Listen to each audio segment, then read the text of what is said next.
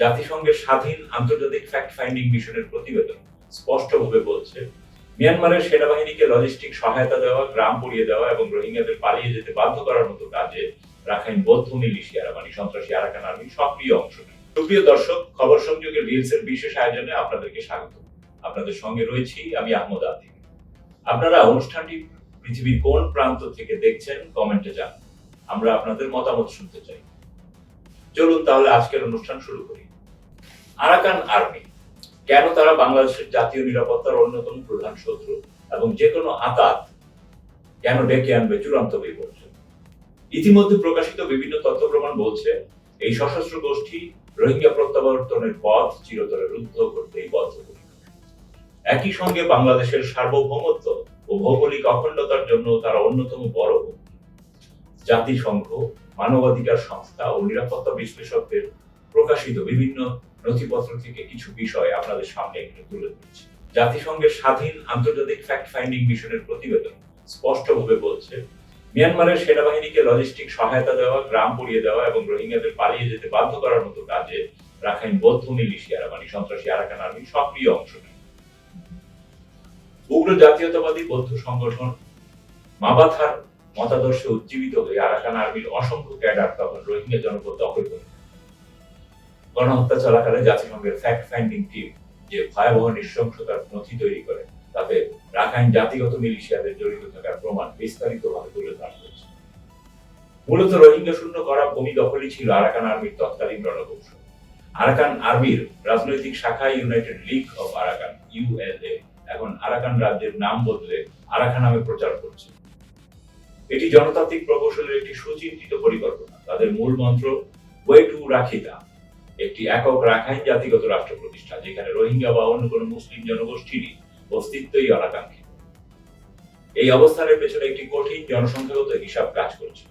জাতিসংঘের শরণার্থী সংস্থা ইউএনএইচসিআর এবং ইন্টারন্যাশনাল ক্রাইসিস গ্রুপের পরিসংখ্যান অনুযায়ী রাখাইন রাজ্যে বর্তমানে রাখাইন বৌদ্ধ জনগোষ্ঠীর সংখ্যা আনুমানিক 20 থেকে 21 লাখের মধ্যে। অন্যদিকে বাংলাদেশে নিবন্ধিত প্রায় 12 লাখ রোহিঙ্গা শরণার্থী সহ বিশ্বের বিভিন্ন দেশে অবস্থানরত রোহিঙ্গাদের যদি একদিন আরাকানে ফিরিয়ে নেওয়া হয় তবে সেইখানে তাদের মোট জনসংখ্যা দাঁড়াবে কমপক্ষে 36 লাখ। স্বাভাবিকভাবেই জন্মহার যুক্ত হলে এই সংখ্যা আরো দ্রুত বাড়বে।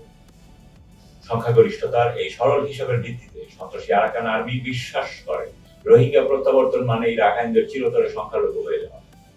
এ কারণেই তারা কোনো অবস্থাতেই রোহিঙ্গাদের ফিরতে দিতে চায় না, বরং সেখানে অবশিষ্ট থাকা রোহিঙ্গাদের উৎখাতের প্রচেষ্টা অব্যাহত রেখেছে। নিরাপত্তা বিশ্লেষকদের মতে আরাকান আর্মির তহবিলের 96% আসে এই মাদক বাণিজ্য থেকে। এই অর্থ ছাড়া তাদের অস্ত্র ক্রয়, ক্যাডারদের বেতন প্রদান এবং প্রশিক্ষণ কার্যক্রম পরিচালনা সম্ভব না। ফলে মাদক সিন্ডিকেটের উপর নির্ভরতা ত্যাগ করে তারা কখনোই কোনো শান্তিপূর্ণ আলোচনায় আসবে না, বরং নতুন বাজার ধরে রাখতেই সীমান্তকে অস্থিতিশীল রাখা তাদের ব্যবসায়িক স্বার্থের জন্য অপরিহার্য। পার্বত্য চট্টগ্রাম ও বান্দরবান আরাকান আর্মির ভবিষ্যৎ যুদ্ধক্ষেত্র। বাংলাদেশের সার্বভৌমত্বের জন্য সবচেয়ে বড় দীর্ঘমেয়াদী হুমকি তৈরি করেছে আরাকান আর্মির বর্তমান সম্প্রসারণ বা এজেন্ডা। বিভিন্ন গোয়েন্দা সূত্র ও উন্মুক্ত প্রতিবেদন অনুযায়ী গত 5 বছরে আরাকান আর্মি পার্বত্য চট্টগ্রাম থেকে হাজার হাজার উপজাতীয় তরুণকে রিক্রুট করেছে। বান্দরবান, রাঙ্গামাটি ও খাগড়াছড়ির প্রত্যন্ত অঞ্চল থেকে এসব তরুণকে সীমান্ত পেরিয়ে রাখাইনে নিয়ে গিয়ে অত্যাধুনিক যুদ্ধ প্রশিক্ষণ এবং বাস্তব যুদ্ধের অভিজ্ঞতা দেওয়া হচ্ছে। তারা এখন আরাকান আর্মির নিয়মিত যোদ্ধা। এই রিক্রুটকৃত যোদ্ধাদের একটি বড় অংশ স্থানীয় বিচ্ছিন্নতাবাদী গোষ্ঠী যেমন কুকি চিন ন্যাশনাল ফ্রন্ট এবং ইউপিডিএফ এর সঙ্গে মিত্রতা গড়ে তুলছে। তাদের লক্ষ্য একদিন পার্বত্য চট্টগ্রাম ও বৃহত্তর কক্সবাজার, বিশেষ করে বান্দরবান জেলাকে বাংলাদেশ থেকে বিচ্ছিন্ন করে একটি স্বাধীন আরাকান রাষ্ট্রের অংশে পরিণত করা। ইউএল এর আভ্যন্তরীণ দলীয় ক্যাডারদের কথাবার্তার এই উচ্চাকাঙ্ক্ষার প্রমাণ বারবার উঠে এসেছে। অর্থাৎ আরাকান আর্মি বাংলাদেশের ভৌগোলিক অখণ্ডতার সরাসরি শত্রু। বাংলাদেশ সেনাবাহিনী বান্দরবান রিজিয়নের আওতাধীন দুর্গম রেতলাং এলাকায় গত 28 জুন নিরাপত্তা বাহিনীর একটি আভিযানিক দল Kuki Chin National Army KNA ও United Peoples Democratic Front UPDF মূল শাখা এর একটি যৌথ গোপন আস্তানায় বিশেষ অভিযান পরিচালনা করে। গত বৃহস্পতিবার মানে 2 জুলাই আন্তঃবাহিনী জনসংযোগ পরিদপ্তর আইএসপিআর এক বিজ্ঞপ্তিতে তথ্য জানিয়েছে। অভিযান এখনো চলমান, তবে এ ধরনের যৌথ সন্ত্রাসী ঘাঁটি এর আগে কখনো বাংলাদেশে দেখা যায়।